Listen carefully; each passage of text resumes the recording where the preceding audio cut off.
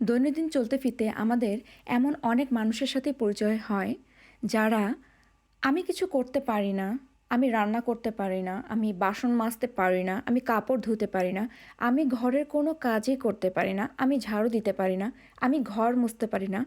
মানে পারি না এই জিনিসটাকে তারা অনেক পশ ভাবে এবং মনে করে যে এই জিনিসটা হয়তো তাদের পার্সোনালিটিকে অনেক এনরিচ করতেছে, মানুষের কাছে অনেক পজিটিভ একটা ভাইব ছড়াই দিচ্ছে।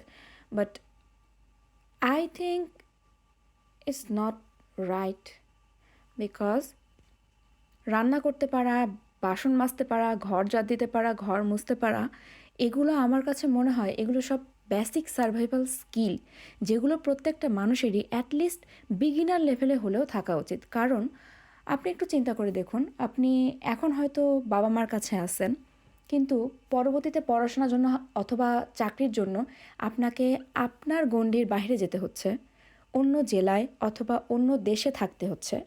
তখন আপনার এই বেসিক কাজগুলো কে করে দেবে?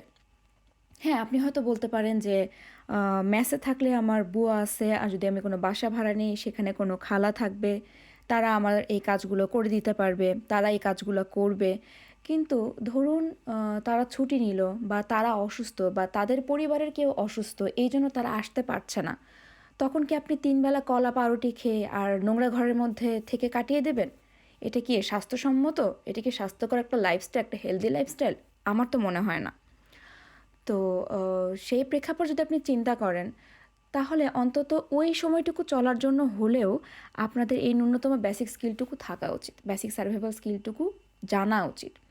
আর আমি সেটাও বাদ দিলাম, ধরুন আপনি ম্যারিড একজন পার্সন, তো আপনার ওয়াইফ সাডেন সিক, আপনার বাচ্চা স্কুলে যাচ্ছে। এখন এই অবস্থায় আপনি কী করবেন? আপনি যদি আপনার ওয়াইফকে ন্যূনতম হেল্প করতে না পারেন, তাহলে অ্যাজ এ হাজব্যান্ড আপনি কি আপনার দায়িত্ব এবং কর্তব্যটুকু ঠিকমতো পালন করছেন? আচ্ছা, বিয়ের কথা আমি বাদ দিলাম। ধরেন আপনি দেশের বাইরে আসছেন পড়াশোনা করার জন্য অথবা চাকরি করার জন্য, আইদার একটা রুমে শেয়ার নিয়ে থাকছেন অথবা একটা রুম নিজেই নিয়ে থাকছেন।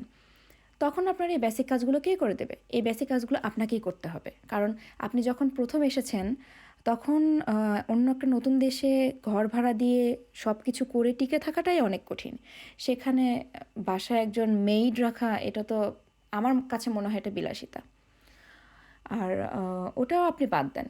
আপনি এই ভবিষ্যৎ চিন্তা সব কিছু এক সাইডে করে রেখে আপনি যদি আপনার বর্তমান কথা চিন্তা করেন, ধরেন আপনার মা অসুস্থ, আপনার মা এতটা জ্বরে কাঁপছে যে সে বিছানা ছেড়ে উঠতে পারছে না।